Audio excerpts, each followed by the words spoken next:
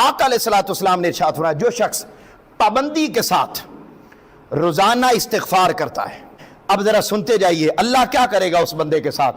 فرمایا اللہ تعالیٰ اس کے لیے ہر غم سے اسے نجات دے دے گا اور ہر مشکل سے نکلنے کے لیے اس کے لیے راستے بنا دے گا.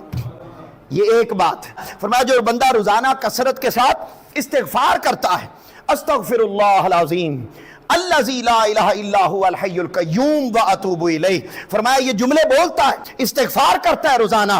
حدیث کے ایگزیکٹ الفاظ آقا علیہ السلام نے فرمایا اللہ رب العزت اسے وہاں سے رزق عطا کرتا ہے کہ اس کے وہم و گمان میں بھی نہیں ہوتا کہ یہ تو میں نے کیا ہی نہیں تھا، رزق کہاں سے آ رہا ہے.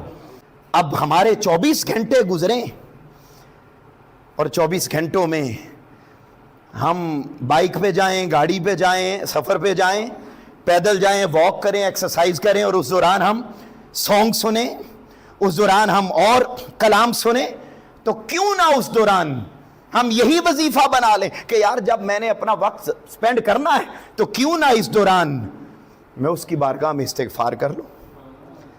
فائدے کیا ملیں گے؟ غم بھی نہیں رہیں گے، مشکل میں پھنس جائیں گے تو راستے خود نکلنے لگیں گے. اور تیسرا فرمایا وہاں سے رزق آئے گا کہ تمہارے وہم و گمان میں بھی نہیں ہوگا.